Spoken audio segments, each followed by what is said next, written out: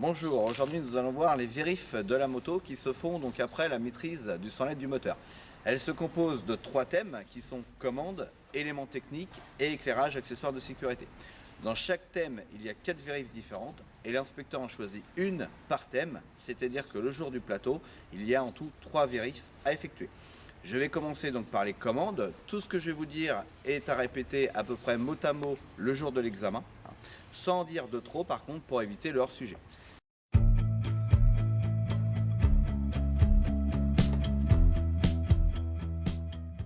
C'est parti, donc nous allons commencer donc par les commandes. Donc dans les commandes nous avons le moteur.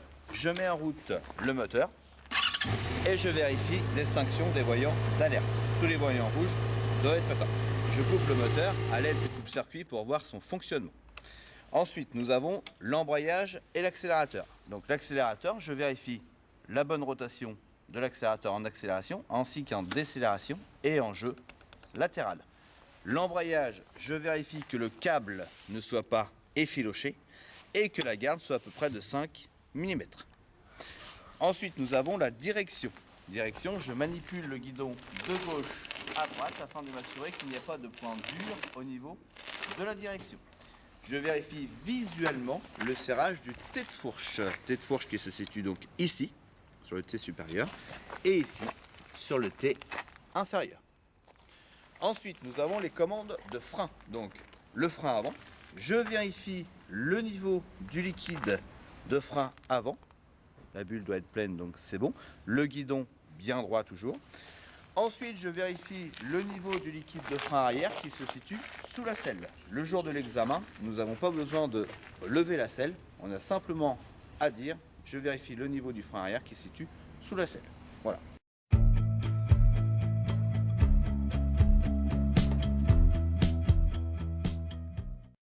Donc nous allons passer maintenant dans les éléments techniques. Donc dans les éléments techniques, nous avons donc le niveau d'huile. Le niveau d'huile qui se situe ici. Nous avons la jauge d'huile. Donc la moto doit être bien droite pour effectuer le niveau et de préférence à froid. Donc il faut simplement lui faire voir le jour de l'examen où se situe le niveau d'huile. Ensuite nous avons la transmission. La transmission, c'est la chaîne de la moto. Je vérifie donc la tension de chaîne entre les deux pignons, c'est-à-dire qu'entre la couronne et le pignon de boîte de vitesse. Donc je vérifie la tension de chaîne à ce niveau-là. La chaîne doit être comprise entre 30 et 40 mm de débattement. Et je vérifie le graissage, donc en apparence, c'est bon là, elle est bien graissée. Ensuite, on a le pneumatique avant ou arrière, ça dépend ce que l'inspecteur vous demandera d'effectuer. Donc le pneumatique avant, je vérifie qu'il n'y ait pas de déchirure au niveau des flancs. Pas de déchirure, pas de coupure, pas de boursouflure, etc. Pas de hernie. Les sculptures ne doivent pas être inférieures à 1 mm et je vérifie le gonflage en apparence. Je vérifie ensuite la valve de gonflage qui se situe donc ici. La valve de gonflage, on lui fait voir le champ d'examen. Et la pression doit être comprise entre 2 barres 2, 2 barres 3. Ensuite, nous avons donc la suspension. Donc à l'avant, je vérifie qu'il n'y a pas de fuite au niveau des joints à lèvres. Ici, on ne dit pas joint SPI parce que SPI c'est une marque, donc on insiste bien sur le fait que c'est des joints à lèvres. Ensuite, je vérifie donc la suspension arrière. La suspension arrière qui est réglable donc sur 5 positions, suivant la charge de la moto, plus ou moins chargée. La position standard est 1.